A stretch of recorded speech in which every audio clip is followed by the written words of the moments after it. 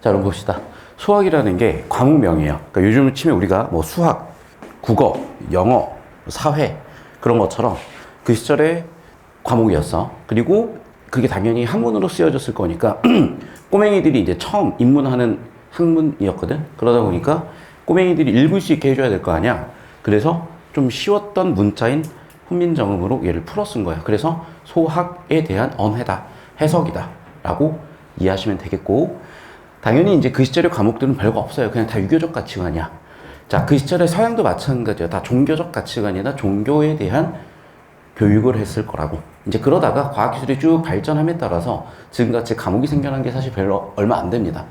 그래서 이제 지금의 형식의 근대적 교육은 독일에서 최초로 국민교육을 초등학생들 대상으로 시작을 했고, 그게 엄청난 부국경변이 되면서 그게 전 세계로 지금까지 시스템으로 오게 된 거고, 어쨌든 그 이전에 있었던 중세 시절에 있었던 어떤 학문이다, 과목명이다 라고 생각하시면 되겠어요. 자, 이걸 왜 배우냐? 제일 중요한 이유는 우리가 지금 훈민정음을 배우고 나서, 즉 국어의 역사를 쭉 배우기 위한 여러 가지 자료들이 있을 수 있는데, 그 중에 가장 많이 남아있고 가장 대표적인 것들을 보는 거예요.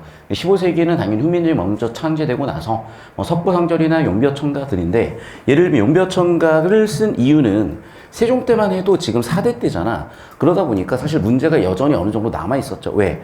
그 이전 국가에 충성을 하는 사람들도 여전히 있었을 거고, 그러다 보니까 고려에서 어떤 문제가 있었고, 우리는 어떤 정당성을 가지고 있는 사람들이고, 우리 조상님들이 얼마나 대단하신지, 그리고 앞으로 우리 조선이 어떻게 잘 될 것인지, 그리고 후대의 왕들이 어떻게 살아가야 되는 건지, 그래서 과거, 현재, 미래, 즉 딱 4대째 세종 때 들어와서 세종 시절을 기준을 현재로 봤을 때 그 이전부터 미래까지 이어지는 과정에 예전부터 지금까지 이어지는 과정에, 그 미래까지 이어지는 과정에 필요했던 것들을 쓰기 위함이에요. 다시 한번 얘기하지만 이제 고려의 문제와 조선 건국의 정당성, 이 배경 생각하면 내용은 전혀 어려울 게 없어요. 그리고 당연히 그 시절에는 노래로 부를 수밖에 없었으니까 그 정당성에 대해서 일단 첫 번째, 우리들의 선대들이, 선대 왕들이, 물론 왕은 아니었겠죠 그 시절에는. 하지만 그 시절의 선대 왕들이 위쪽으로 올라가는 거, 할아버지 뭐 그쪽까지 올라와서 선대 왕들이 대단한 사람들이었던 거고, 우리는 비범한 영웅들이었으며, 그 영웅들이 이 난세를 해결하고 개국을 했고, 그래서 우리는 정당하고 기존의 문제점들이 많았고, 우리는 앞으로 잘 될 것이고, 앞으로 잘 되는 것은 물론이거니와 이제 후대 왕들 보면 걱정이 많으셨겠잖아요. 걱정, 그 다음에 거기에 대해서 미리미리 충고를 해두셨던 거예요. 되셨죠? 용비어천가도 볼 텐데 꽤 많죠. 그래서 보통 1, 2, 125를 보는데 학교마다 여기에서 또 어디는 뭐 1에서 6까지 보시고 기준이 없어.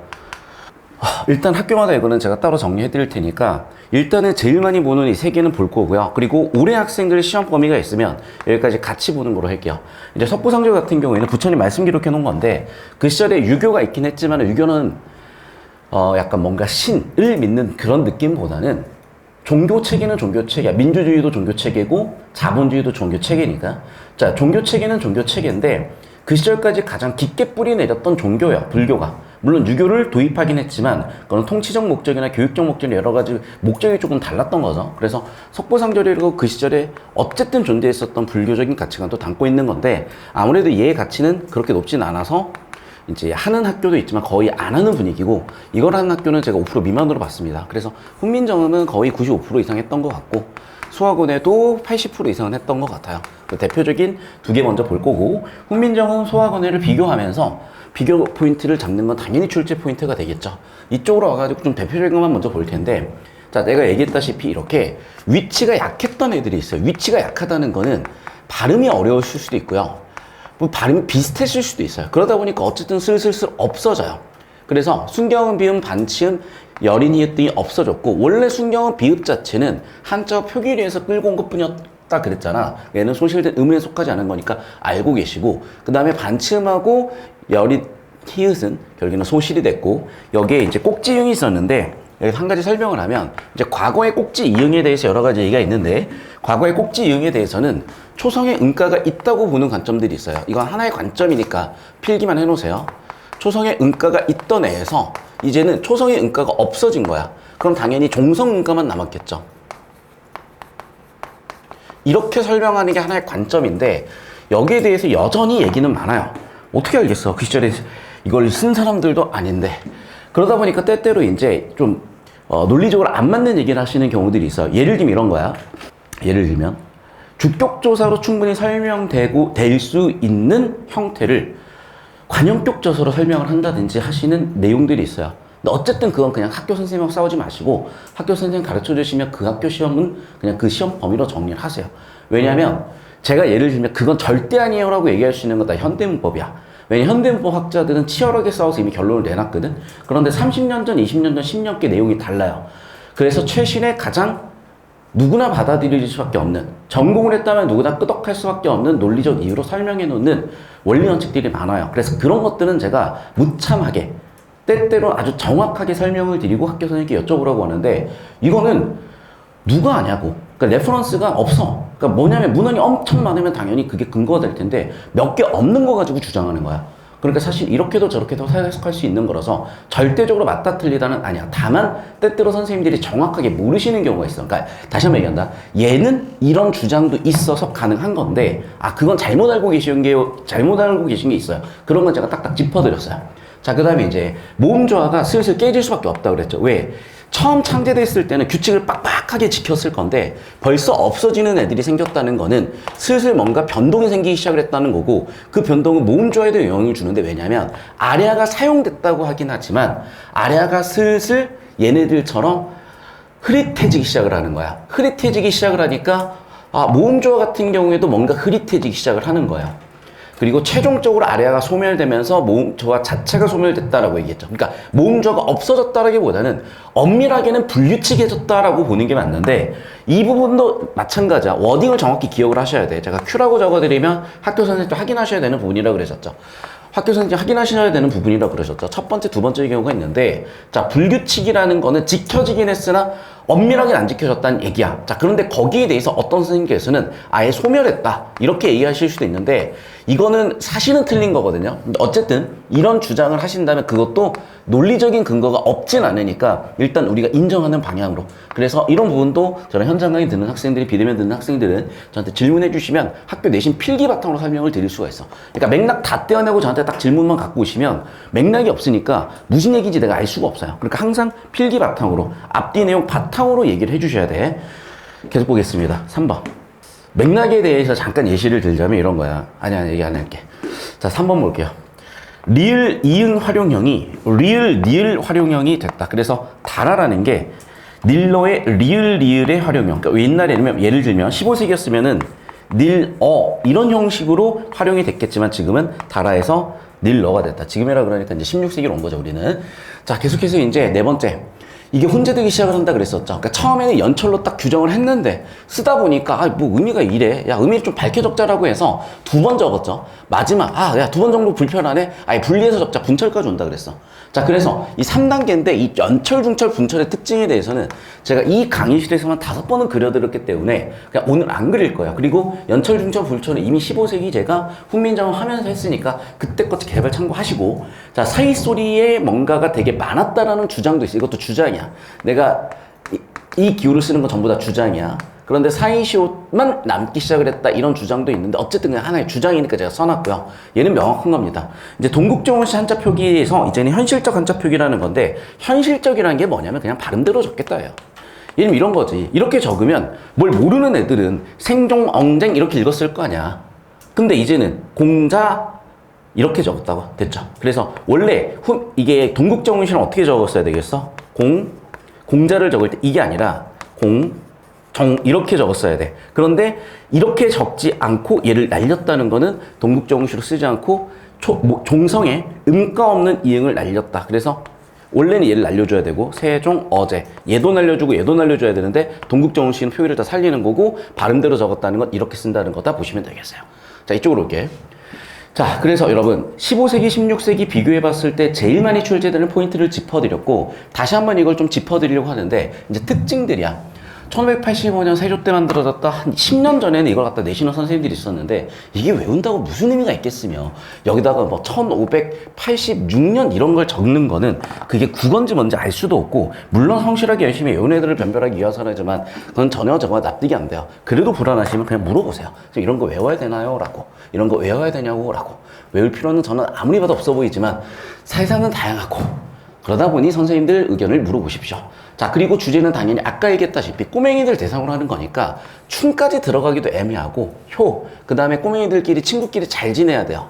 친구끼리 어떻게 잘 지내야 되는 건지 친교 이런 것들 얘기했습니다. 자, 15세기, 16세기 비교 대조 포인트를 제가 크게 8가지를 적어놨고 아까 설명했던 내용들에 덧붙여 가지고 주요 사항들을 써놨으니까 읽어보시면 다들 아시는 내용이고 여기다 이제 추가적으로 설명할 건 뭐냐면 이제 소멸된 건 크게 3개고 유지된 거는 이렇게 아래랑 꼭지응이 있었는데 꼭지응이 종성 자리에서 유지되더라라는 주장이 있다라는 거야.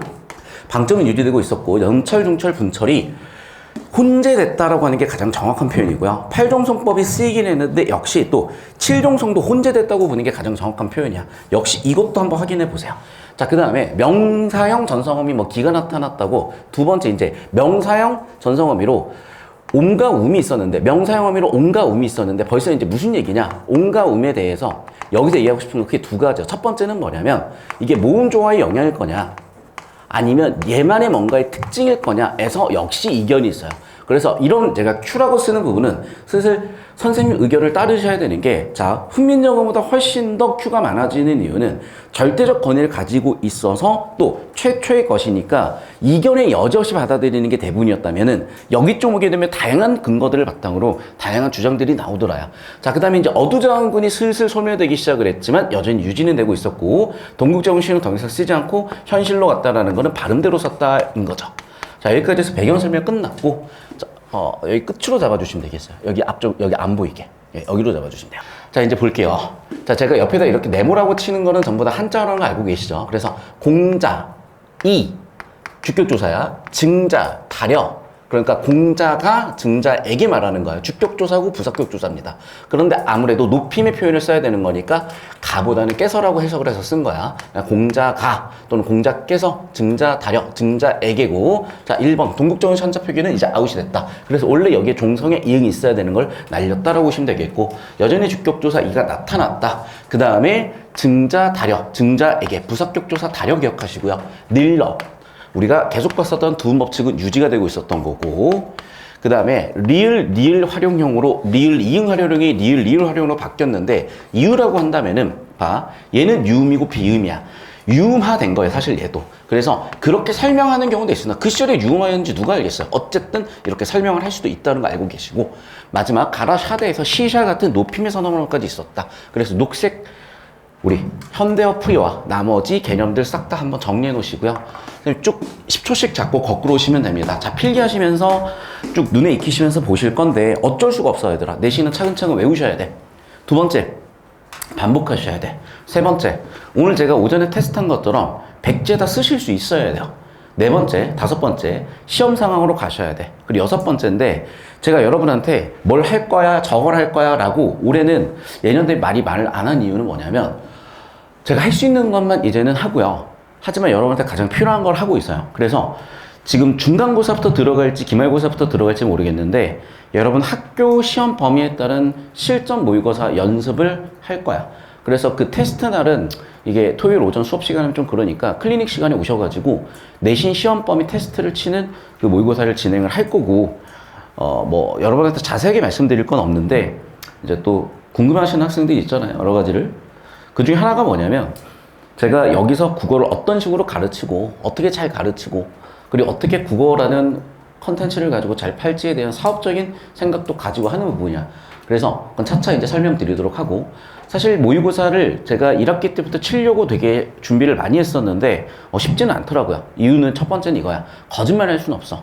두 번째는 뭐냐면 학교 선생님들에 대한 올해 학교 선생님들에 대한 파악이 좀 안 될 수밖에 없어. 왜냐면 매년 선생님들이 바뀌니까 특히 학년 선생님들은 그 두 가지가 1학기를 바탕으로 끝났고 세 번째는 여러분에 대한 파악도 끝났어요. 그래서 이제 내신 모의고사 형식으로 들어가더라도 그게 문제는 없겠구나인데 이제 더 중요한 건 그걸 써주실 수 있는 선생님들이나 연구실 선생님들을 확충하는 부분이고, 이제 부산에서는 좀 힘들 것 같아서 서울에서 할 건데 비용이 꽤나 많이 들어요. 그래서 어쨌든 여러분한테 필요하고 저한테도 필요한 부분이어서 그게 이번 중간고사부터 진행될지 기말부터 진행될지는 잘 모르겠지만 어쨌든 알고 계시라는 거. 자, 그래서 일단 여러분은 내신 대비로 이렇게 자꾸 백지복습 하시고 손필기 하시는 연습을 하셨으면 되겠고, 선생님 잠깐 영상 끊었다 갈게요.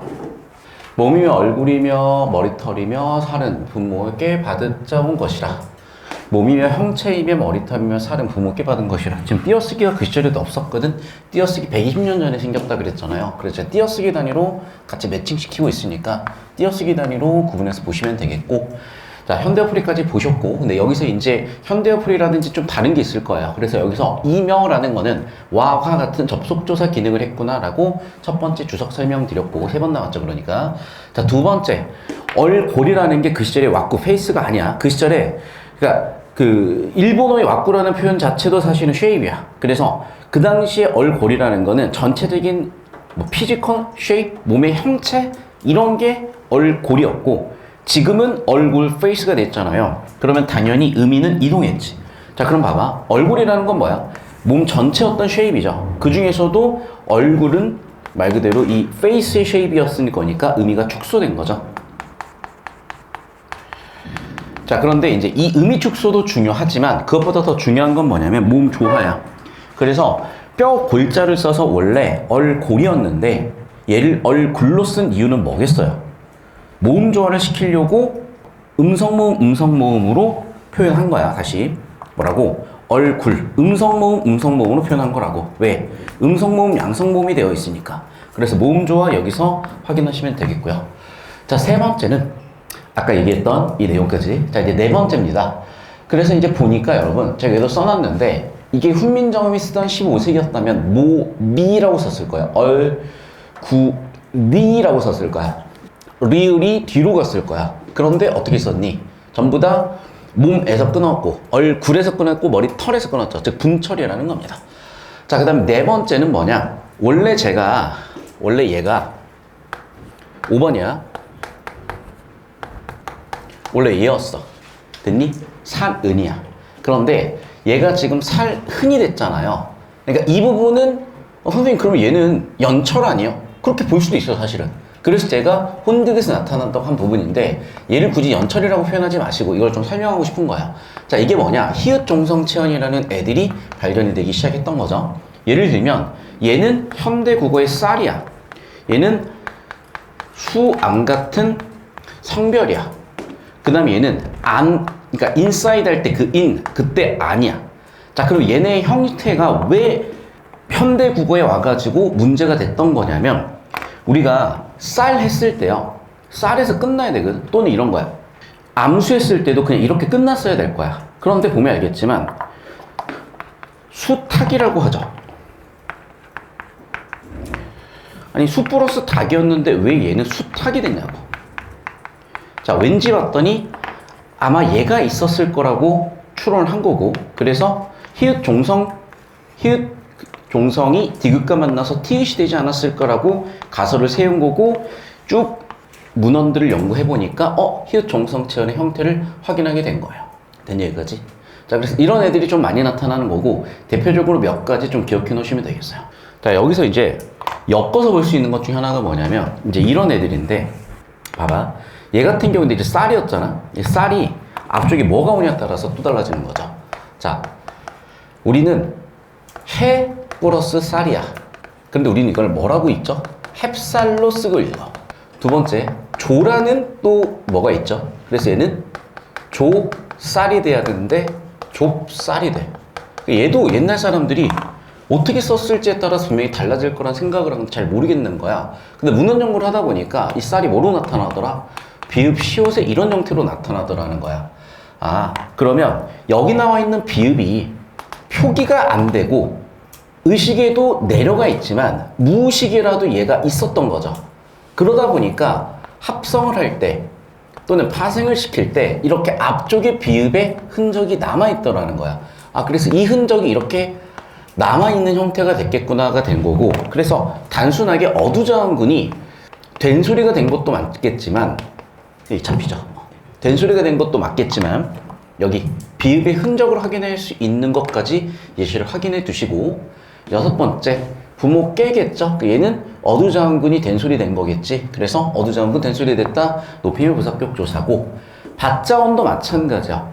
우리가 순경음 비읍이 들어간 이런 계열들 기억나시죠? 그래서 반치음까지 들어가 있었던 얘네들, 그리고 밑에 순경음 비읍 붙어있던 애들도 가능하다 그랬었잖아. 그래서 이렇게 일단 6가지를 가지고 우린 뭐라고 이러냐, 객체높임 선어음이라고 배우셨는데, 그럼 순경음 비읍이 나타나야 되는 자리에 갑자기 이가 온 거야. 왜 이렇게 나타난 거냐? 순경음 비읍의 아래아가 뭐로? 예로, 오로 변했어요. 그래서 순경음 비읍이 비읍으로 가는 경우도 있었고, 이렇게 반모음으로 가는 경우도 있었고, 아예 없어지는 경우도 있었을 거야. 이거 우리 저랑 문법 쭉 들었던 친구들은 독서 통합형 킬러 유형으로 제가 몇 번 설명드렸던 내용이야. 그래서 객체 높인 선어말 어미에 원래는 순경음 비읍이 들어가야 되는 자리였는데 여기서 얘가 소실된 흔적이다. 그래서 기억은 뭐였다? 이 순경음 비읍의 소실 또는 변동의 근거다 라고 해서 또 가르치실 거니까 여기까지 깔끔하게 정리해 놓으시면 되겠습니다. 10초 정도 더 잡아주고 이쪽으로 넘어갈 거예요.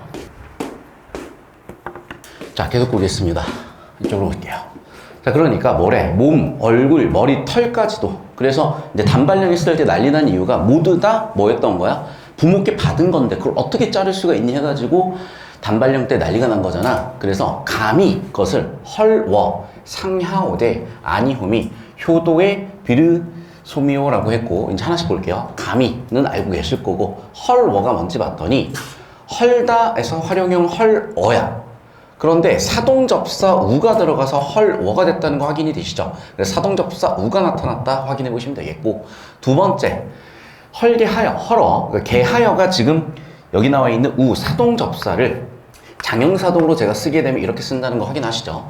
또 상하오대, 상하게 하여, 아니함이, 아니함이도 역시 마찬가지인데 제가 여기서 숫자 빼먹었네. 자, 봅시다. 자, 봐봐. 원래 얘는 이렇게 세 가지로 표기가 가능한 거죠. 자, 이렇게 쓰면 뭐야? 15세기에 있었던 연철이죠.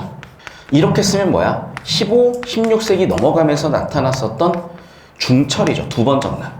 하지만 최종적으로 16세기 쭉 넘어오면서 한 16, 17세기로 이르게 되면 분철이 확립되게 된 것이고, 원래 이렇게 적거나 또는 이렇게 적었을 수도 있지만 이렇게 적었으니까 이제는 분철이 선택이 됐구나라는 근거로 또 확인할 수 있겠다. 되셨죠?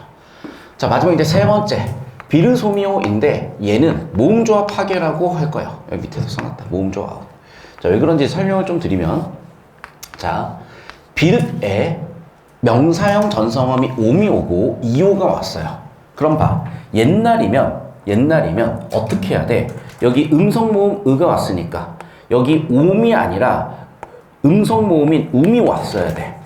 그런데 음성모음인 음을 선택하는 게 아니라 음성모음 플러스 양성모음이 와버렸죠. 즉 모음조화가 지금 깨지고 있는 게 여기서도 드러났구나 인 거고, 필기하시고.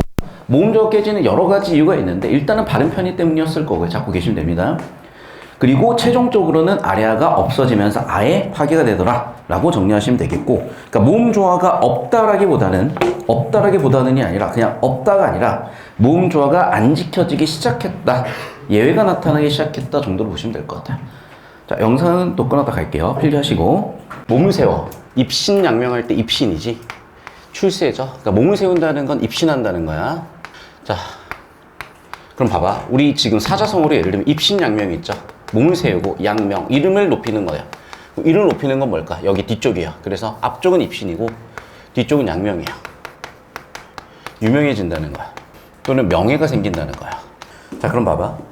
그 시절에 유명해지고 그 시절에 뭔가 몸을 세워서 뭔가 이름 있는 사람이 되는 건 뭐냐면, 지금은 돈을 많이 벌는 거거나 아니면 자본주의에서 생산성을 높일 수 있는 능력을 높이는 건데, 그 시절에는 도를 행하는 거였나 봐요. 이게 쉽지 않았으니까. 그래서 몸을 세워서 도를 행하면 이름을 후세에 널리 알릴 수가 있을 거라서 그렇게 해서 부모님께 효도해라 그 얘기인 거고, 첫 번째 보면 알겠지만 오으니까 플러스 마이너스 모음조화 아웃됐죠. 두 번째, 여기 도를 역시 마찬가지야. 도를 오 플러스 으니까 여기도 마찬가지로 모음조화 아웃이에요. 오니까 모음 양성모음, 으니까 음성모음. 그래서 여기도 역시 마찬가지 모음조가 아웃이야. 자, 그런데 예를 들면 행하야. 얘는 아래아에 야계어 났으니까 얘는 또 모음조는 성립된 거야. 지켜진 거야. 일홈을 얘는 또 오에다가 의가 쓰여서 모음조가 아웃된 거야. 그러니까 모음조가 점점 깨지기 시작을 했는데 나타나기도 했으니까 혼재된다라고 표현하는 게 정확한 거고 내용적인 측면하고 여기까지 보시면 되겠고 자 이제 이건 또 뭐라고 하냐면 봐봐 얘는 이중모음이죠. 여기 야도 이중모음이죠. 그래서 이런 이중모음들이 여기 쉐도 마찬가지야. 여기 쉐도 이중모음이야. 그래서 이런 이중모음들이 나중에 단모음화 됐다고 합니다. 다섯 번째, 이중모음들이 단모화됐다까지 보시면 되겠고 여기서 이제 하나 더 짚어보자면 일호물이 아니라 일홈이라고 적었으니까 여섯 번째 적어주시고 저기서는 또 뭐까지 확인할 수 있니? 분철 표기도 확인할 수 있겠죠. 이 정도 정리하시면 되겠어요. 자, 이쪽으로 넘어가겠습니다. 자, 그 다음에 여기 나와 있는 써는 써 이자 한자어의 써를 원래 이를 갖다 써야 되는데 그냥 써를 갖다 써버린 거야. 그래서 비읍 시옷 써였고 여전히 어두장군이 나타나긴 나타났다. 그렇게 해서 어떻게 하자? 부모를 봐봐 여기도 오의 아래가 나타났잖아. 오의 아래가 나타났잖아. 얘는 또 모음조가 지켜진 경우야. 현벽해 하여. 자 현벽해에서 첫 번째 현은 드러날 현자야. 그 다음에 현도의 디. 이 드가 국외음화가 일어나지 않았는데 자 이유 제가 적어보자 그랬죠. 왜 그러냐면 지금 이제 고3 내신에서 얘가 나와가지고 학생들이 서술에서 많이 틀려서 이거 이제 슬슬 학교 내신 다른 학교 내신도 쓰실 거라고. 이유가 뭐다? 그 당시에 디귿티읕은 뭐가 아니었으니까 치조음이 아니었기 때문에. 그래서 국외음화의 뭐의 환경이 아니다 음운론적 환경이 아니어서야. 자 그리고 또 아까도 나왔지만 현벼에서 현저 어로 가거든요. 역시 이중모음이 단모음화 됐다까지 보실 수 있겠고 마지막 여섯 번째 마침이다. 근데 봐봐 여기도 마침 미라고 쓴 게 아니라 마침이라고 여기서 딱 끊었었잖아. 그러니까 역시 분철이 쓰였다까지 정리해 놓으시면 일단 효도에 관련된 부분들은 싹 다 정리가 된 겁니다. 그래서 필기하시고 자 효도에 관한 부분 다시 한번 정리하면 이 마지막 거는 뭐였다고? 입신양명에 대한 거죠. 그 위에 건 뭐였어? 몸을 상하게 하지 마라. 머리카락도 자르지 마라 였던 거고 맨 처음에 나왔던 건 뭐야? 공자가 증자에게 얘기하신 부분이고 공자가 증자에게 얘기하시기를 몸, 얼굴, 머리털 전부 다 부모한테 받은 거니까 잘 지켜라. 두 번째, 몸을 세워서 입신양명해라. 그렇게 되면 부모에게 효도하는 것이다까지 정리가 됐고 이제 이 다음에 또 있는 거는 벗의 유형. 그래서 친구를 어떻게 사귀어야 되는지가 있습니다. 자, 친구 사귀는 건 다음 주에 한번 해볼게요. 영상 여기까지입니다. 자, 필기하시고 자, 그럼 필기하십시오. 그리고 필기하세요. 제가 좀 하고 싶은 얘기를 하면 오늘 비가 엄청 많이 왔네. 태풍도 오고 저도 집에서 쉬고 싶었어요. 물론 태풍과 상관없어요. 매일같이 집에서 쉬고 싶어요 저도. 그런데 어릴 때 저희 어머니가 참 저를 잘 기르셨던 것 같아. 자랑이냐 그러면? 근데 지금도 좀 귀찮을 때가 있어요. 맨날 전화해서 밥 먹고 다니냐? 차 조심해라. 우리 엄마 눈에는 아직도 애기니까. 근데 제가 우리 엄마가 제가 여러분 학교 다닐 때는 너무 싫었던 게 뭐냐면 진짜 너무 가혹했어. 그때 얘기했던 적이 있냐? 우리 누나랑 나랑 이제 초등학교 때 싸웠는데 그때는 그랬어. 그때는 채벌이 뭐가 있었냐? 한겨울에 베란다에 거의 뭐 얼음이 얼고 있는데 진짜 발가벗겨가지고 초등학생이니까 팬티만 입히고 이제 둘 다 내보내서 벌써 이렇게 이제 그런 것도 했었죠. 그러면은 우리 엄마는 그러더라고요. 세상이 워낙 험해서 어릴 때부터 그런 거에 좀 익숙해져야 된다라고 생각을 하셨대. 근데 그게 누나한테는 틀렸던 것 같고 나한테는 맞았던 것 같아.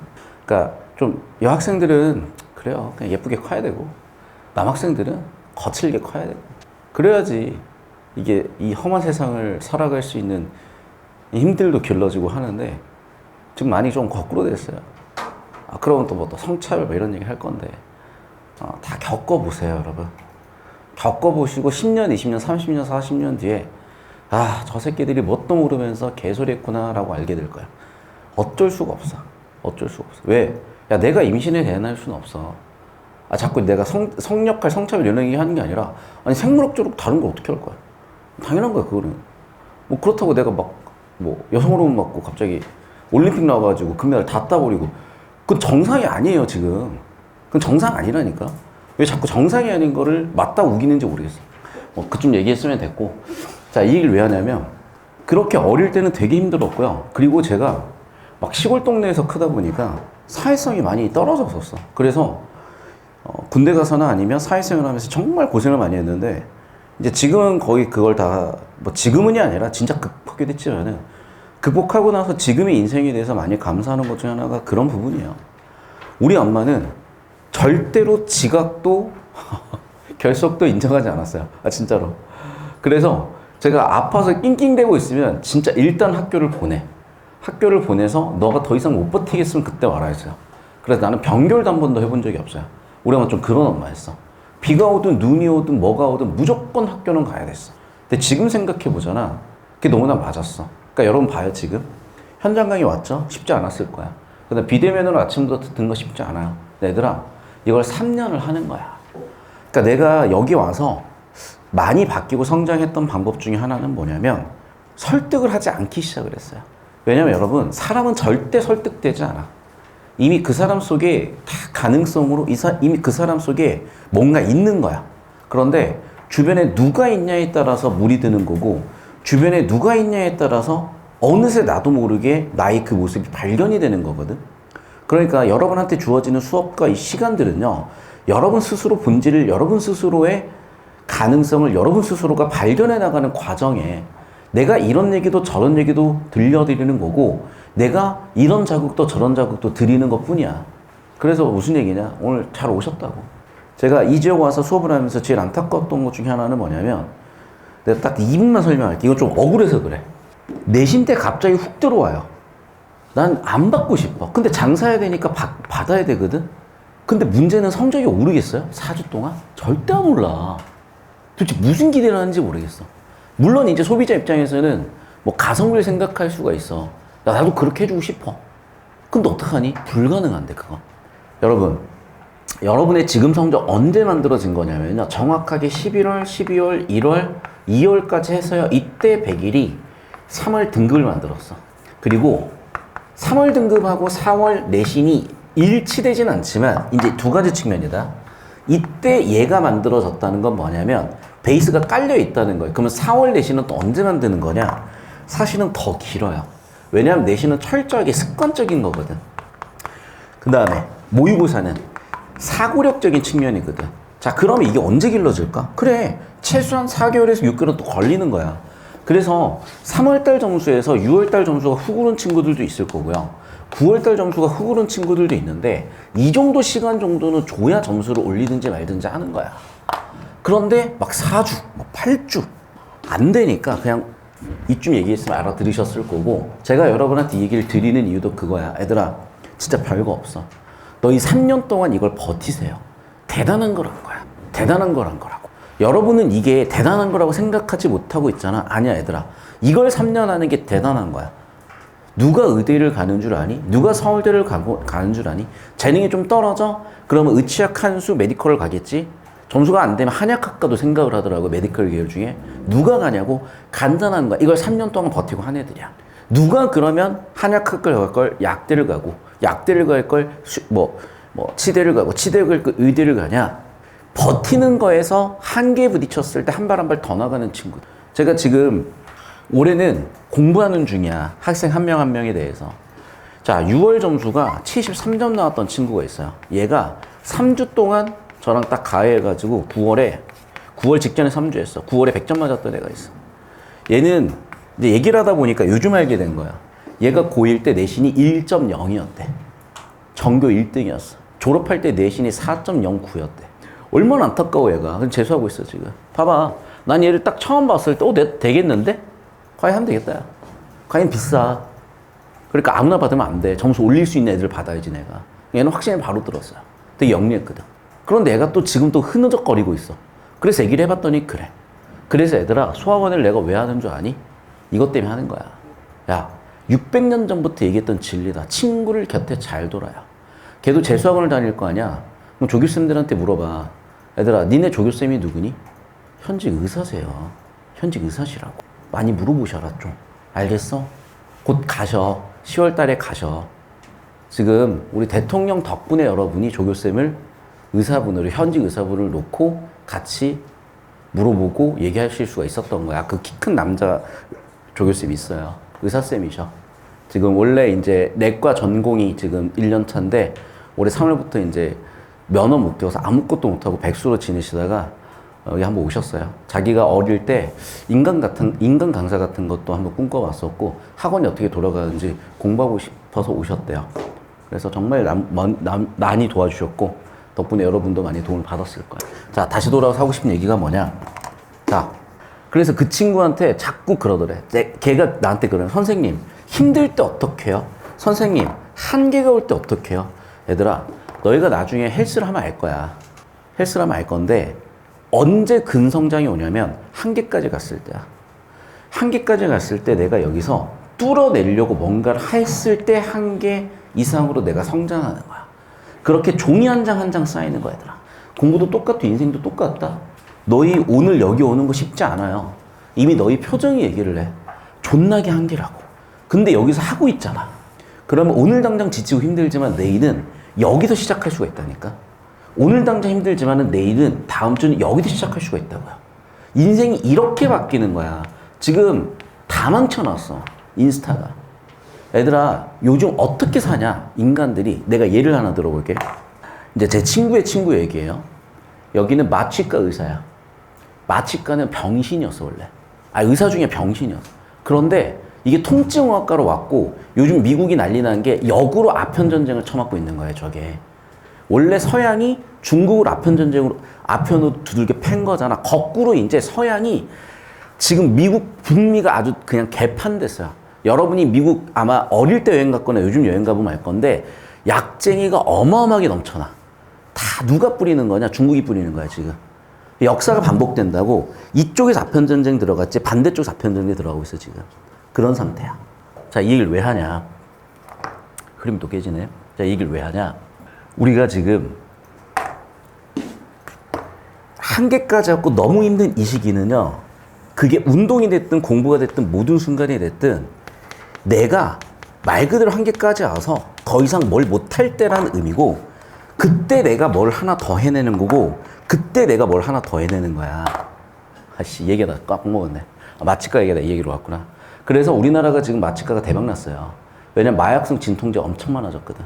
그러면서 부작용을 줄이면서 통증 마취 의학과가 지금 대박이 났고 수면 클리닉까지 다 하고 있어. 근데 이게 전부 다 비급여야. 그래서 뭐냐? 메이저라고 해서 없으면 안 되는 과들이 있어. 수술하는 과들이라든지 소아과라든지. 근데 소아과는 대표적으로 폐과에 있어요. 과가 없어졌어. 더 이상 유지가 불가능해. 이제 그런 시대로 바뀌어가고 있거든. 그런데 마취과는 원래 진짜 의사 중에서도 성적 안 되는 친구들이 간 과였어. 근데 걔네가 왜 대박났냐? 비급여를 해. 그러니까 건강보험에서 지급되지 않는 거라니까 돈을 엄청 버는 거야. 그래서 그 친구가 지금 어마어마하게 잘 나가는데 문제는 뭔 줄 알아? 10년 뒤에도 잘 나갈 수가 없어요. 그리고 그런 애들이 강남에 수두룩해. 강남 가잖아. 도산대로에 지나다니는 70%의 슈퍼카는 그냥 불법이라고 생각하시면 돼. 토사장들 별의별 했던 애들이 봐봐. 내가 토사장에서 돈 벌어서 현금 갖고 있으면 놔두겠냐 국가에서. 깜빵 가는 순간 그거 다 추징이야. 그러니까 마늘밭에다 100억씩 묻어놓는 거야. 돈 썩어도 상관없어. 걔네들은 그 돈을 다 뿌리고 다니는 거야. 그럼 봐라. 깜빵 가기 전에 30년 동안 내가 깜빵 가서 고생할 걸 3년에 몰아서 쓴다고 생각하시면 돼요. 그러니까 절대로 그 인스타에 올라오는 그런 서상들은 그냥 싹 다 거짓말이고 아니면 30년 인생을 땡겨 3년에 쓰는 거야. 내 80년 인생을 땡겨다가 마약하는 8개월 동안 쓰는 거야. 선택하면 돼. 난 그것도 틀리다고 생각하지 않아. 인생에 언제 한 번은 정점을 찍어봐야 되지 않겠니? 인생을 승리로 한 번은 살아봐야지. 평생 패배로 살더라도. 라고 살고 싶으면 그렇게 사는 거야. 근데 그게 맞다 틀리다라고는 얘기할 수는 없어. 각자의 인생이 있는 거니까. 자, 다시 돌아와서 얘기할게, 얘들아. 그러면 보통의 사람들이 평범하지만 그래도 진리는 뭐냐? 한계까지 갖고 힘들었을 때 하나 더 하는 거야. 내가 얘 얘기를 왜 하는 거냐? 이 좋은 자질을 갖고 있는 애 주변에 누가 있냐? 모자란 새끼들이 있어요. 그래서 얘가 한계까지 왔을 때 어떻게 하냐고 조교쌤들한테 물어봤대. 조교쌤이 뭐라고 해줬겠어? 힘들면 쉬어. 개새끼예요. 왠 줄 아냐? 첫 번째, 힘들면 쉬면 누가 이득일까? 힘들면 쉬면 누가 손해일까? 애들아, 내가 너희들한테 야, 공부해! 라고 하면 너희 나를 싫어하겠지. 그 얘기야. 근데 너희들한테 사실 그게 좋은 거거든? 맞잖아. 공부하러 왔잖아. 다시 한번 얘기하지만 잘 들으셔야 돼. 여러분 주변에 어떤 사람을 둬야 되는 거냐? 여러분을 당장 편하게 해줄 사람이 아니에요. 진정으로 여러분을 생각해서 미움받을 용기를 가지고 설령 나를 손가락질을 하고 욕할지라도 니네한테 도움되는 걸 해주는 그런 사람을 곁에 둬야 되는 거야. 그런데 요즘은 다 흐물흐물해졌어. 남자고 여자고 뭐고 할 것 없이. 오히려 때때로 여자애들이 훨씬 깐깐히 있어요. 남자애들이 더 흐물거려. 다시 한번 얘기한다. 수학원회를 통해서 우리가 배우고 느낄 건 뭐냐면 사실 별게 없어요. 봐. 자, 봐. 수업한다 이제. 수업한다. 자, 봐 얘들아. 니근을 가지고 개떡을 쳐놨어 또. 내가 정말 보면서 짜증나가지고. 자, 니네가 이제 대답할 수 있어. 잘 봐라. 니근이 이근이었다면 원래 이응이었고 니은이었지. 뭐냐? 두음 법칙이 없었다지. 자, 두음 법칙이 없었던 이유도 있어. 그건 나중에 차차 설명하고. 두 번째, 니근이 이근이었다면은 이근? 기억과 기억이 왜 여기로 갔냐는 거야. 됐니?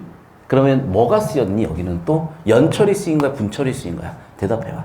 우리 이근은 연철이야? 분철이야? 우리 대희님은 연철이에요? 분철이에요? 우리 구제역 담당 일지는 연철이에요? 분철이에요? 연철이잖아.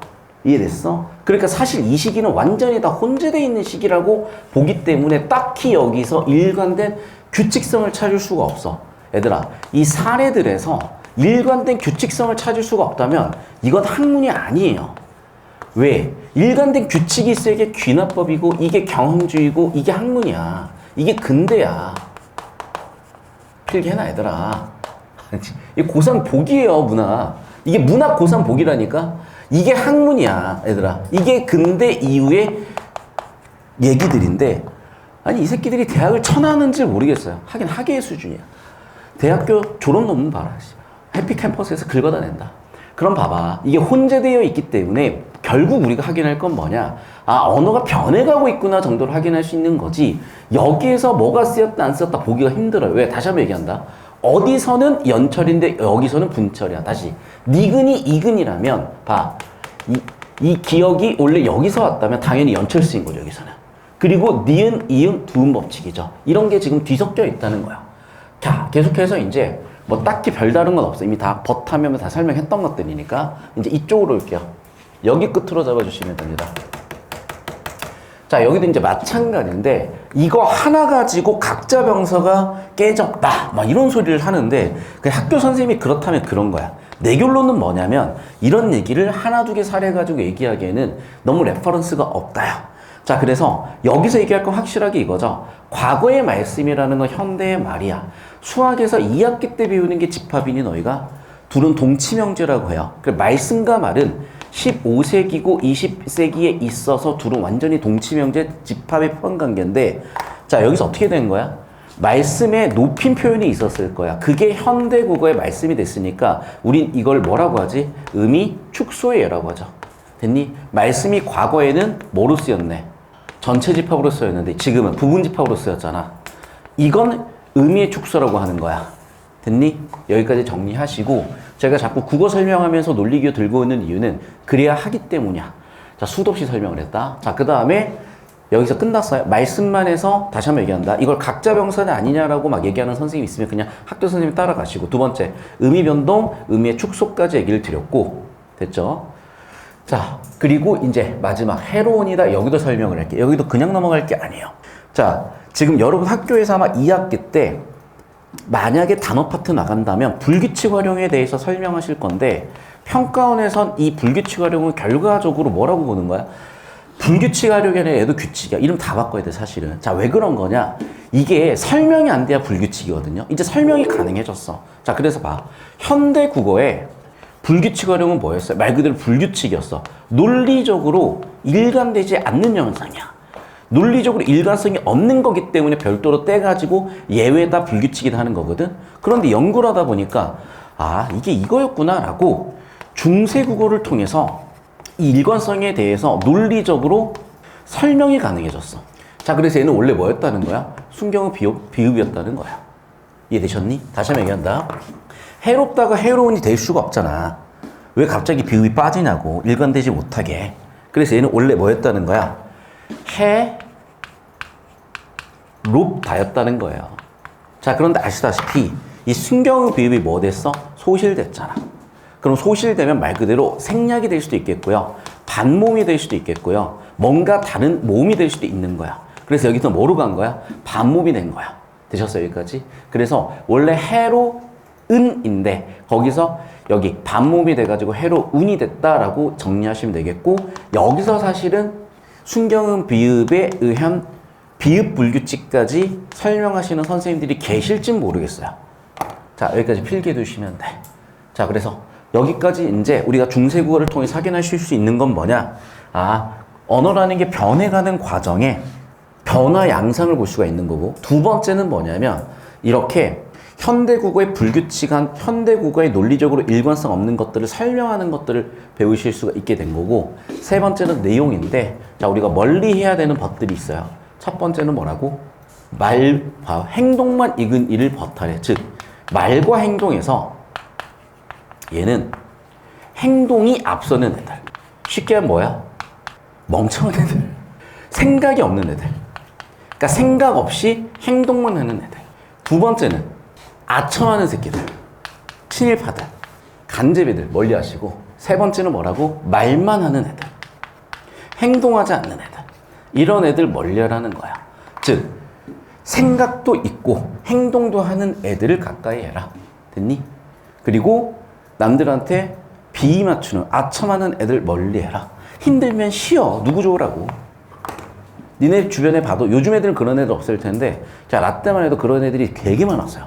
내가 공부를 진짜 열심히 했었거든. 그럼 뭐라 그러니 옆에 와서 진짜 다 들리게 이래. 야, 나는 베이노처럼 공부했으면 전교 1등 했겠다. 근데 저 새끼는 씨발 반에 10등밖에 못하네. 병신. 뭐하고 있겠냐 걔 지금. 얘들아, 다시 한번 얘기하지만 니네한테 도움되는 얘기와 도움되지 않는 얘기를 구분해서 새겨 들으셔야 되고, 그러려면 방법은 딱 하나야. 부모님 포함해서 인간관계를 다 쳐내실 것 쳐내시고, 가까이 두시고 가까이 두셔야 돼요. 제가 제일 잘못한 것 중에 하나가 뭐냐, 우리 부모님께 배울 점도 있었지만은 쳐내야 되는 부분도 있었는데 내가 그 부분을 단호하게 못했던 부분들이 있어. 다시 한번 얘기한다. 이제 자, 마지막으로 좀 따라오십시오. 자, 이게 소학원의 주제기도 하잖아. 잘 들어 얘들아. 여러분이 성인이 된다는 것의 가장 좋은 점은 뭐냐면 부모님 포함 모든 인간관계를 당신들이 선택할 수 있다는 거야. 그래서 여러분 주변에 여러분한테 좋은 영향을 줄 수 있는 사람들로 채워가셔야 되고, 선생님 그런 사람이 없는데요. 화장실에서 삼각김밥 혼자 먹어야 되나요? 차라리 그게 낫다니까. 10분 동안 잠깐 똥냄새 참으면 돼. 평생 똥냄새를 몸에 달고 살 것인지 10분 동안 잠깐 괴로우실 건지는 여러분 선택이야. 그런데 대부분의 사람들은요, 그런 외로움을 견딜 만한 멘탈이 되지 못해서 남들한테 휘둘린 인생을 살면서 평생 불평분단이죠. 왜? 내 스스로 내 의지대로 온전하게 내 마음대로 인생을 선택해보고 살아본 적이 없기 때문에. 수학원의 교훈은 그거다. 무슨 의미가 있겠냐 이게. 뭔 의미가 있냐. 왜? 뭔 의미가 왜 없어? 아니, 규칙이 없잖아. 다 혼재되어 있잖아. 그냥 혼재되어 있다 끝이야. 그럼 도대체 여기서 배울 게 뭔데? 그래서 오늘 이 수업을 준비하면서 정말 고민이 많았어요. 여러분한테 무슨 얘기를 할까? 좀 더 정제돼서 좀 더 도움되는 얘기를 드리고 싶었는데, 아직 저도 제 자신한테 100점 만점 정확하게 25점 정도 줄 수 있을 것 같아요. 이것도 많이 준 거야. 올해 초에는 한 5점 정도 줬어요. 제가 제 스스로. 내년에는 50점 맞을 수 있게, 내후년에는 75점 맞을 수 있게, 5년 뒤에는 100점 맞을 수 있게 저도 노력하겠습니다. 자, 소화견은 여기까지 하겠습니다. 영상 끊고요. 자, 우리 추석 들어가기 전주에 나눠드렸던 주간지 이번 주까지 쭉 해서 보고 있고요. 그 주간지 순서 다시 한번 설명드리면, 앞쪽에 여러분 공부한 거 나와 있는 거 제가 나중에 말씀드릴 거고, 자, 이미 우리가 한번 적었다 하더라도 여러분 그냥 외우시는 게 나아요. 내신 대비로는. 그리고 학교 시험 범위든 아니든 하세요. 2학기 때 2학기 기말 때 어차피 시험 범위일 거니까 지금 해놓으시고, 자, 어차피 이제 우리 지금 내신 다 임박하셔가지고 짧은 학교는 1, 2주 남았고 긴 학교들은 2, 3주 남으셨는데, 일단 짧은 학교들은 내일 제가 보충 일정을 잡아 드릴 테니까 내일 오셔가지고 직전 보강 좀 잘 잡아주시고, 자, 그리고 지금 훈민정음은 4페이지부터 해가지고 쓰시면 되는데, 여기다가 제가 쓰라고 한 칸이 있는 건 아예 백지로 써놓으면 또 여러분이 아예 백지 복습이 익숙하지 않아가지고 백지 복습을 안 하시더라고요. 그래서 4페이지, 5페이지 이 칸에다가 쓰시라는 의도는 그냥 백지 복습 하시라는 거예요. 그래서 쭉 백지 복습 하시다 보면 아실 건데, 이 백지 복습이라는 것 자체도 익숙하지 않다 보니까 어떻게 해야 될지 모르고 되게 피곤했던 것 같거든. 그래서 연습을 시켜드렸고, 자, 9페이지 보면은 훈민정음 언해를 하는 학교가 한 100개 정도 있으면 두세 개, 한 2, 3% 정도 학교는 해요. 그 학교들은 필요하시면 저한테 요청하시면 보충해 드릴 거고, 자, 11페이지에 소학원에 해설해가지고 여기다가 적으시면 되는데, 이 소학원의 내용 보면은 내용이 지금 매칭이 좀 안 되는 게 있을 거야. 근데 일단 여기도 마찬가지 전문이 들어와 있어요. 그래서 여기다가 쭉 작성을 해가시면 되는데, 지금 찾기 힘드시잖아. 역시 그냥 마찬가지예요. 그냥 빈칸 아무 데나 쓰세요. 그래서 제가 써놓은 이유는 뭐냐면, 이게 지금 전문이 들어가 있는 거고, 전문 중에 일부인데, 굳이 이거 찾아 쓰지 마시고, 소학원이라고 되어 있는 부분들에서 11페이지부터 제가 14페이지까지 소학원의 내용을 다 담아놨잖아. 그냥 이 사이 여백에다가 쭉 작성하시면 돼요. 제가 이거를 가져와가지고 수업을 하는 과정에서, 준비하는 과정에서 학교 상황을 보니까 학교마다 많이 다루시는 내용이 좀 다르더라고. 그러니까 저번 주에 해드렸던 거를 다루는 학교들이 한 30%, 오늘까지 한 걸 다 다루는 게 한 5에서 60%, 그리고 아예 안 하는 학교도 한 20, 30% 정도 돼요. 그래서 일단은 해놓으시고, 제가 그리고 이걸 하면서 항상 별로 표정이 안 좋은 이유가 별로 하기 싫어요. 왜 하기 싫냐면 도대체 이게 무슨 의미가 있을까라는 고민을 엄청 많이 했거든. 그런데 이 업을 한 20년 하니까 이제 좀 알겠어요. 그래서 그 의미를 찾아서 그 의미까지도 설명을 좀 드리도록 할게. 그래서 혹시 어디에 필게 될지 모르겠는 학생은 11, 12, 13, 14 여백에다가 해주시면 되겠고, 그리고 오늘 이어서 이제 15페이지 용비어천가까지 갈 겁니다. 자, 일단 수학원에 설명하고 들어갈게요. 자, 수학원에 우리가 지금 크게 두 파트 보고 있는데, 제가 대체적으로, 그러니까 대체적인 확률적으로 봤을 때 한 3, 40%의 학교는 그냥 수학원에 안 하는 것 같더라고요. 그리고 3, 40%의 학교는 여기까지, 효의 시작과 마침까지 정도 하는 것 같고, 만약에 한다면은 나머지 또 3, 40% 학교들은 벗의 유형까지 한다 그랬었고, 아예 안 하는 학교도 한 3, 40% 되는 것 같아요. 일단 해두세요. 우리 학교가 들어가든 안 나가든. 듣다 보시면 제가 이걸 왜 가져 설명하는지도 느낌이 잡히실 거니까. 자, 유익한 이 세 가지 것이고 새로운 이 세 가지 것이다. 현대어 풀이도 그냥 읽어보시면 아실 건데, 여기서부터 지금 제가 슬슬 마음에 안 드는 부분들이 이제 사실 이거예요. 저는 솔직히 이걸 왜 가르치는지 모르겠고, 하지만 가르칠 거면 제대로 가르쳐야 된다고 생각을 하는데, 그냥 적당히들 다들 생각하고 가르쳤던 것 같아. 예를 들면 이제 이런 거죠. 제가 제일 문제 삼는 것 중에 첫 번째는 뭐냐면 이런 거야. 이쪽 잡히나요? 이쪽으로 다시 올게요. 자, 제가 제일 문제 삼는 것 중에 하나는 뭐냐면, 여기서 그들의 혹은 저의 이런 식으로 얘를 관용격 조사로 해석하는 선생님들도 계신데, 일단 저는 반대고 레퍼런스를 찾아봐도 반대예요. 근데 문제는 도대체 이게 왜 관용격 조사로 해석이 되는지를 모르겠어. 아마도 그랬던 것 같아. 이게 쭉 원문이 있었을 거 아니야. 그리고 원문을 해석하는 과정에서 너무 단서가 없었던 거야. 실제로 얘 해석에 대해서 가장 권위 있다고 또는 받아들여지는 것들이 뭐냐면, 대부분 1980년대부터 1990년대의 연구들인데, 이때 이미 어느 정도 확립이 됐는데 후대학자들이 이걸 갖다 건드린다고 해서 학문적으로 막 인정을 받거라든지, 아니 학문적으로 되게 유의미하진 않거든요. 그러니까 이 뒤에 사실상 연구는 거의 없다고 보셔야 돼. 그러다 보니까 어떤 문제가 돼버렸냐면, 되게 좀 영리하고 천재적인 학문적인 능력을 갖고 계신 교수님들이 여기에 전혀 관심이 없어요. 왜냐하면 이 정도면 된 거거든, 사실은.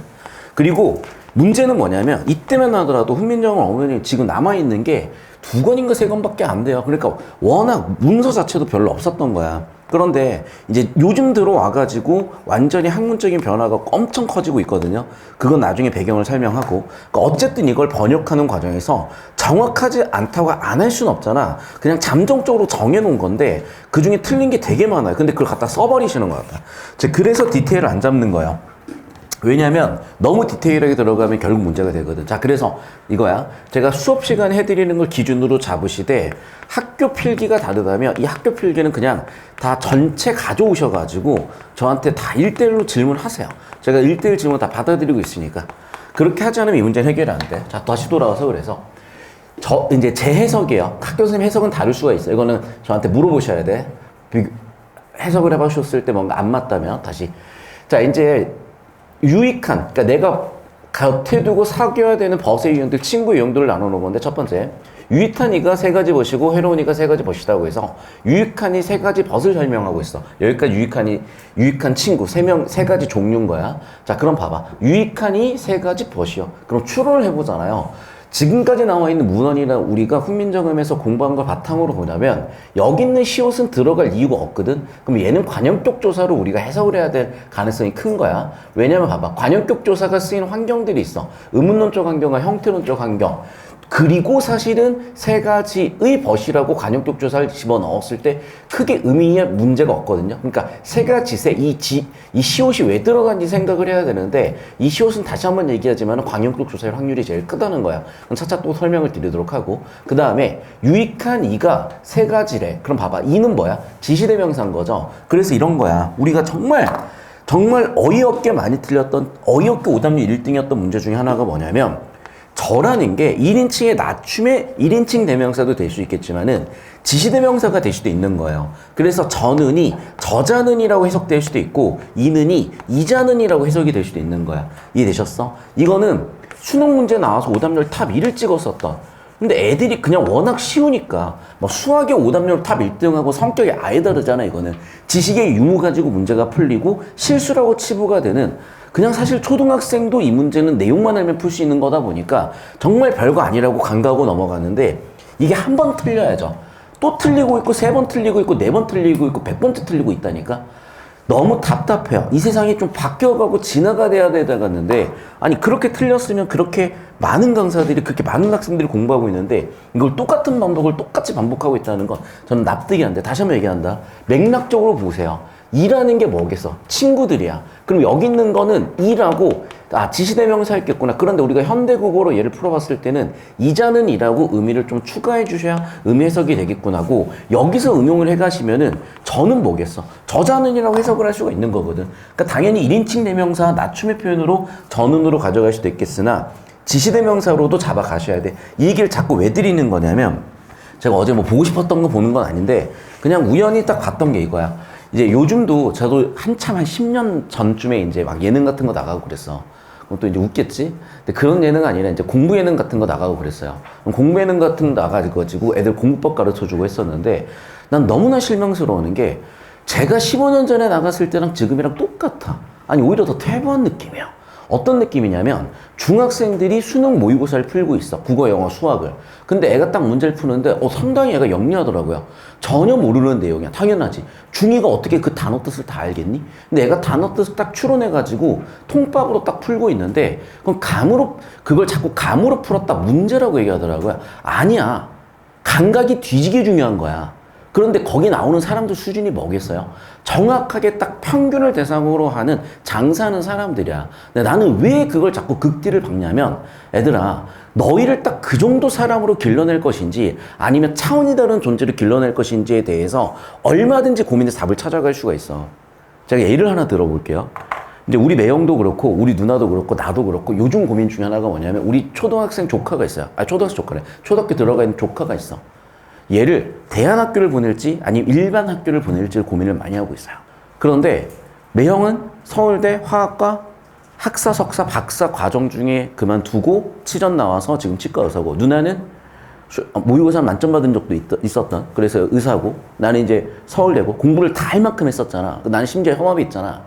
우리들이 공감하는 것 중에 하나는 뭐냐면, 대한민국 학교 교육은 정확하게 국민 5등급 길러내는 거예요. 말 잘 듣는 애들, 시키는 거 잘하는 애들이야. 근데 또 문제는 뭔지 알아? 그 대중들에 대한 이해가 안 돼 있으면 최상위권에서도 굉장히 좌절적인 삶을 살게 돼. 그러니까 뭐냐? 1등급부터 9등급까지 폭넓게 이해를 해야 되고요. 동시에 내가 어떤 위치에서 어떻게 살아가야 되는지도 알고 있어야 되고, 사실은 누구나 자기 자식은 특별하게 키우고 싶잖아. 누구나 자기 인생은 특별해지고 싶잖아. 나는 근데 그걸 어느 정도 알거든? 근데 거기에 딱 예능에 나온 걸 보면서 난 그걸 느꼈어요. 아니 어떻게 저 정도 매출을 내는 사람들이 저기 나와서 저런 얘기를 할까? 두 가지야. 첫 번째, 뼛속까지 장사꾼이다. 다 알면서 장사하려고 모르는 척하는 거다. 두 번째는 뭐냐면, 저 사람들도 모른다. 속마음은 나도 모르겠어요. 근데 얘들아 잘 들어야 돼. 너희한테 공부를 시킬 때 제발 그 옛날에 주접다는 그 옛날에 말도 안 되는 이상한 짓거리들 좀 그만하고 계시고, 정확하게 이거라는 거야. 내가 왜 이 얘기를 드리냐면, 나랑 수업 듣는 애들은 이게 너무 쉽고 편해요. 그러니까 그러려니 하면서 넘어가. 그런데 내가 오늘 되게 전달하고 싶은 주제가 되게 많거든? 그 중에 하나가 이거야. 자, 내가 이거를 쭉 분석하면서 당연히 이걸 어디까지 어떻게 다뤄야 되는지 봐야 될 거 아니에요. 그러면 어쩔 수 없이 다른 선생님들이 어떻게 수업을 하시는지나 학교 자료들을 쭉 보는데 훈민정음이야 최초의 것이고 변이가 없으니까 논란의 여지 없이 큰 문제 없이 교통정리가 되는데 얘부터 교통정리가 하나도 안 되기 시작하면서 그중에 눈에 확 띄었던 게 얘야. 자, 무슨 얘기냐면 여러분 수능이 급격히 어려워진 게 19학년도부터예요. 그리고 이때부터 어떤 일들이 생기냐면 국어 수능 만점자가 말이 안 되지. 객관식 시험이잖아. 근데 주관식 시험이 껴있는 수학보다도 만점자 숫자가 100분의 1씩 줄어든다니까? 그 중에 오답률 탑 1등 찍었던 게 얘라고. 문학작품에서 큰 잔치라는 그 문제가 나와. 그 큰 잔치에서 전은을 1인칭 대명사로 해서 아주 개떡을 해석을 해놔요. 그래서 제 유튜브 댓글을 달아. 근데 제 유튜브 댓글이 이제 더 이상 거의 내가 봤을 때는 판사, 검사, 변호사 출신 유튜버들처럼 댓글창이 클린해. 왜냐면 자기 자신이 들으면 보면 딱 알거든. 얼마나 모르고 있는지. 몰랐던 사람들이나 덤비고 있는 거야. 자, 이 얘기를 하는 이유도 그거다. 여러분. 그 누구가 전은을 2인칭 대명사 또는 여기서는 저 자는이라고 지시대명사로 쓰일 수 있는지를 배우고 가르치는 사람은 단 한 명도 없어, 얘들아. 그런데 이거를 맞춘다는 거는 철저하게 통밥이야. 철저하게 감각적인 부분이야. 그럼 이 감각은 원래 갖춘 애들도 있겠지만 감각을 보고 배우는 애들도 있어. 사실 여러분 이게 밈이라는 이론이야. 그래서 이기적 유전자 책을 쓰신 그분의 최근 저서가 밈이야. 밈. 인터넷 그 밈. 지금 다 이제 온브리뉴 댄스 추고 있잖아. 그리고 삐끼삐끼 때문에 지금 전 세계가 다 춤추고 있잖아. 그거야. 그게 다 밈이야. 할아버지도 추고 있어. 삐끼삐끼는. 그 실버타운 가면은 이제 아침마다 일어나서 이제 삐끼삐끼 추고 있대요. 그래서 여러분 통밥으로 풀 수 있는 것들은 통밥으로 푸셔야 돼. 자, 그래서 설명을 하는 거야. 그래서 나는 다시 한번 얘기하지만 여기 나와 있는 이 하나 가지고도 여기서 끝낼 게 아니라 여기까지 뚫고 나가는 게 저는 보였고 여러분한테서 그래서 설명을 드린 거고 이 문제는 나중에 조응전 문제를 한번 우리가 다시 한번 마주할 수가 있을 거야. 그리고 조응전 문제뿐만 아니라 이번 6월에서도 되게 여러분 고3 선배들이 되게 힘들어했던 부분이 뭐냐면 이렇게 낮춤의 표현 같지만 사실은 얘는 지시대명사일 수도 있다는 거야. 그래서 적어드린 거예요. 그러니까 여긴 사실은 내신에서는 안 다룰 거야. 하지만 수능까지 간다든지 아니면 여러분이 머리가 좋아지는 방법이에요. 다시 한번 얘기한다. 암기를 해결할 부분은 하셔야 돼. 그런데 순서가 이렇게 갈 수도 있고요. 암기에서 사고로 갈 수도 있고 반대로 사고에서 암기로 갈 수가 있어. 자, 그런데 천재들은 어떤 애들이냐면 이게 너무 좋은 거야. 그러니까 얘랑 얘를 안 해버리려는 애들이 있어. 그런 애들은 또 최상위권까지 뚫고 못 가요. 내가 얘기하는 최상위권은 뭐냐면 그냥 전국 1등이야. 애들아, 손흥민은 전국 1등도 뚫은 애야. 그 정도 레벨까지 여러분이 갈 수 있을지 없을지는 해봐야 아시는 거거든. 해보세요. 여러분 인생이니까. 여러분 분야에서. 자, 이쯤 잔소리했으면 알아들으셨을 거야. 우리 친구들은 영리하고 제 말 다들 다 알아듣는 친구들이니까. 자, 그 다음에 이제 버시오인데 여기서는 일단 누가 봐도 분철세였다는 거 3번으로 날렸고 이제 2번이 문제예요. 자, 이 부분도 제가 좀 더 디테일하게 딱 정리를 해드릴게요. 왜 정리를 안 하려고 그랬냐면 이것도요, 여러분 사실은 생각을 해봐. 그때 무슨 국립국어원이 있었겠어요? 있으셨지. 이도 세종대왕님께서는 있으셨지. 근데 그 뒤로는 그 누구도 여기에 대해서 가타부타 야, 조선시대 한글 맞춤법이 있었을까? 없어, 그런 거. 그럼 뭐 해서? 그냥 쓴 거야. 그냥 쓰다 보니까 이 기록물로 남은 거야. 그러다 보니 문제가 뭐냐면 권위 있게 딱 정리가 안 돼요. 그나마 가장 권위 있는 내용을 하지만 그 자체도 권위가 너무 약해. 사실 그래서 얘는 가져와서 설명하면 안 되는 건데 일단 학교 내신에서 하니까 설명을 드릴게.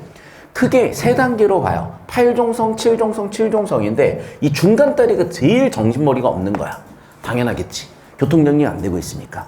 자, 그러면 이것도 마찬가지야. 전 세계사에서 도대체 저 미친 짓은 왜 일어난 거지 해서 보면 범인은 영국이야. 똑같아. 우리나라에 도대체 저희는 왜 일어났지? 왜 저런 일이 벌어졌지라고 하면 대부분 임진왜란이야. 그래서 일단 훈민정음이 창제된 직후에는 얘가 지켜질 수밖에 없어요. 크게 문제가 없으니까. 그런데 임진왜란이 땅 하고 터지면서 진짜 온갖 것들이 다 바뀌어. 그래서 여러분이 아시는지 모르겠지만 조선의 전기와 후기를 나누는 기준도 여기고요. 아시는지 모르겠지만 우리나라의 중세가 여기까지야. 그리고 근대라고 하진 못해요. 그런데 근대적인 느낌이 있다 그래서 근세라고 하는 게 여기야.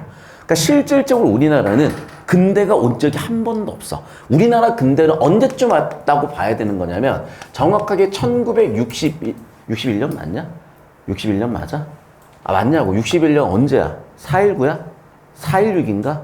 쿠데타가 언제니? 미안해. 나 지금 다 까먹었어. 박정희 대통령 쿠데타가 언제야? 4.19 군사정변. 4.19, 죄송해요. 너무 무식한 소리 했어요, 지금. 4.19를 여기다 섞으면 안 되는데, 어떡하지? 4.16이야. 너무 죄송해요. 4.16이야. 제가 봤을 때는 이 이후에 최초로 이러는 게 우리나라 근대화야. 그 전까지는 없어. 나중에 왜 그런지 설명할게. 자, 다시 돌아와서. 이때 이후로 지금까지 60년이 흘렀잖아. 60년 동안 뭐가 문제냐면, 다른 국가들, 다른 선진국은 600년 동안 겪는 문제를 우리 지금 60년 동안 겪고 있어. 그래서 우리나라는 지금 여러분도요, 중세와 근대와 현대가 뒤섞여 살아. 그래서 요즘 수능에 맨날 나오는 게 뭐냐면 중세를 구분해내는 거예요. 중세가 뭐냐? 신의 뜻대로 사는 거잖아. 자, 그래서 우리 이번에 제사를 지냈다 손 한번 들어볼까? 벌써 가는 거야? 잘 가. 손 내리세요. 봐봐. 이게 봐봐. 제사를 지낸다는 것 자체가 니네 집안이 그렇다는 게 아니라 우리 집안도 제사 지내요. 우리 집도 제사 지내는 집안이야. 그래서 아직도 중세적 관점이 살아요. 조상님이 꿈에 나오셔가지고 로또 번호 알려준다니까, 아직도 중세가 섞여 있는 거야. 그래서 이 얘기를 왜 하는 거냐면, 이 얘기를 최근에 문학 킬러에 계속 담아요. 그러니까 여러분 선배들이 도대체 문학에 저런 얘기가 왜 나오는지를 자꾸 얘기하고 있어. 자, 다시 돌아올게, 얘들아. 자, 이렇게 생각하고, 이렇게 사고하고, 이렇게 사고의 흐름을 잡아가는데 익숙하셔야 돼요. 이거 머리가 나쁘면 못 따라온다. 머리 체력이 떨어져도 못 따라온다. 다시 봐, 그래서. 자, 이제 8종성에서 7종성, 7종성으로 넘어가는 건데, 훈민정음 창기직 기호에는 8개였다는 거야. 자, 그 다음 7종성은 개판 나요. 왜 개판이 나는 거냐면, 시옷과 디귿이 구분 안 되기 시작을 해. 자, 이 부분이야. 우리가 지금 보면 알겠지만, 국외음화 디귿이 국외음화가 되지 않는 이유가 있다 그랬었지. 그게 뭐 때문이다? 드트가 치조음이 그 시절에 아니었기 때문이야. 이해되셨어? 그러니까 발음도 변하는 거야. 그러다 보니까 시옷과 디귿이 이제 혼재되기 시작을 해요. 그러니까 사람들이 이때, 이건 봐봐. 이건 정한 게 아니야. 이게 주로 쓰였다는 거야. 그러니까 주로 표기는 시옷으로 하고, 아마도 그런데 발음은 얘였을 것이라고 추정을 하고 있어. 그래서, 자, 시옷과 디귿이 섞였는데, 발음은 디귿으로 교통정리가 돼서 쓰였던 것 같은데, 표기는 시옷으로 교통정리돼서 쓰였던 것 같다야. 됐니, 여기서? 그럼 경우의 수는 3가지가 나오겠지. 자, 봐. 시옷을 표기로 하는 경우도 있겠으나, 어떤 경우도 있겠어? 다시. 시옷과 디귿을 가지고 시옷을 표기로 디귿을 발음을 하는 경우도 있었겠으나, 경우의 수 생각해 보라고, 얘들아.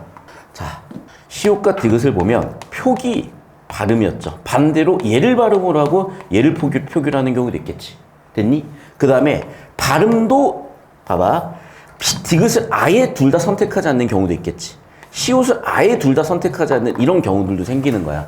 그래서 이 중간 시기에는 이게 혼재돼요. 그런데 다시 얘기한다. 자꾸 헷갈리니까. 대체적으로는 시옷이 뭐로 쓰였다? 표기로 쓰였다. 대체적으로는 뭐로 쓰였다? 디귿이 발음으로 쓰였다. 됐어, 여기서? 그런데 여기에 시대적으로 한번 트렌드가 있어요. 16세기 후반에서 17세기 초반에는 이 트렌드가 약간 변해. 그래서 어떻게 했냐? 시옷이 아니라 디귿을 표기하는 과도기가 한 번 있어요. 그리고 17세기 초를 넘어가면서는 다시 시옷 표기로 확실하게 굳어. 됐어? 그리고 이제 현대로 와서는 다시 디귿 표기로 굳어. 됐니? 그래서 877로 해가지고 구분을 하는데, 이게 또 학교 선생님마다 건드리시는 게 다른 것 같아요. 그냥 일단 이 정도로 교통정리를 해놓으시고, 학교 내신 선생님께서 뭐라고 하셨는데 애매하게 정리가 안 된다. 그냥 대놓고 물어보셔야 돼. 선생님 이거에 대해서 정확히 해주시라고. 그래서 여러분이 질문을 들고 들어가셔야 돼, 여기는. 자, 그래서 다시 8종성법, 7종성법, 7종성법인데, 여기까지는 뭐가 쓰였다? 7종성법이 쓰였다, 8종성법이 쓰였다고 주장하는 이유가 뭐냐면, 그 이후에 7종성법이 쓰였다면 표기에 시옷을 써야 되기 때문이야. 다시 한번 얘기한다. 표기에 시옷을 쓰는 7종성 이전에 8종성법이었기 때문에 디귿을 썼다라고 주장을 하는 거야. 혼재되던 시절은 아니에요. 자, 그리고 이제 4번째, 해로온. 자, 원래 봐봐. 해로온. 여기도 마찬가지인데, 모음조화가 있다 없다 하기 시작을 해. 그래서 여기까지 일단 정리해 놓으시면 되겠고, 넘어가서 여기로 올게. 그 다음에 제가 한자를 모르긴 모르는데 보니까 여긴 직자를 그냥 써놓은 것 같더라고. 직하다는 게 뭘까? 정직하다는 거야. 그래서 일단 유익한 법 세 종류를 얘기하고 있는데 첫 번째는 정직한 친구고요. 두 번째는 신뢰할 수 있는 친구고요. 세 번째는 견문이 넓은 친구야. 첫 번째 그래서 정직한 일을 벗으라자는 거예요. 그 다음에 신실한 일을 벗으라자는 거야. 신실하다, 신뢰할 만하다, 신뢰할 것이 있는 친구다, 신뢰할 것이 꽉 차 있는 친구다. 그래서 신뢰할 만한 친구다라고 해서 크게 두 종류의 친구를 얘기했었고, 자 그리고 이제 두 번째를 보시면 알겠지만 원래 이 르리라고 쓰였던 애가 갑자기 아래아가 쓰이고 있죠. 즉 뭐냐면 모음을 어떻게 써야 될지 슬슬 흔들리기 시작하는 거야. 봐봐, 종성도 흔들리고요, 중성도 흔들린 거야, 초성도 흔들리고 있어요. 그래서 사실은 파괴라고 하기까지는 좀 그렇고 혼재라고 표현하는 게 정확하거든. 왜냐하면 모음조화가 최종적으로 파괴될 수밖에 없었던 이유는 아래아가 소실되었기 때문이에요. 그래서 아래아가 소실되었기 때문에 최종적으로 파괴가 되었다라고 정리하는 게 가장 정설이고, 그럼 그 이전까지는 뭐야? 혼란기다, 혼재된 시기다, 이렇게 보시는 게 좋겠어요. 자, 이제 마지막으로 여기 기준을 잡아주시면 돼요. 자, 여기도 마찬가지인데 얘들아, 원래 드루는 드룬이야. 그럼 봐봐, 첫 번째는 뭐냐면 둘 다 음성모음, 음성모음이니까 당연히 모음조화가 지켜졌으나 들온으로 굳이 갖다 썼죠. 자, 그럼 어떻게 된 거니? 음성모음, 양성모음이 드디어 섞이기 시작을 해. 그래서 모음조화가 혼란하기 시작한다 정리해 주시면 되겠고, 두 번째, 연철이었고 이제 분철로 쓰이는 이거 정도 보이실 거야. 그 중간에 당연히 중철도 혼재됐던 시기가 있었다라고 설명드렸었죠. 자, 그리고 대체적으로 15세기에는 당연히 연철로 쓰였는데 16세기에서는 분철로 쓰였고 그 중간 다리에 중철도 있었다 정리해 놓으시면 되겠어. 자, 그 다음에 들어온 것이 한 일을, 그렇죠. 한은 여기서 뭐가 쓰였겠어? 많다가 쓰였겠지. 그래서 의미의 이동을 우리는 다 알고 계실 거고, 하다는 많다 여기서 필기해놓자 얘들아. 그를 친구하면 유익하대요. 자, 그래서 유익한 친구 세 종류 해가지고 나오는데 내신에는 이렇게 세 가지 쓰라고 할 수가 있으니까 여기까지 필기 정리하시면 되겠습니다. 자, 선생님 여기 1분 1분 잡아주세요. 라이브 듣는 친구도 혹시 필기 못한 친구도 있으니까.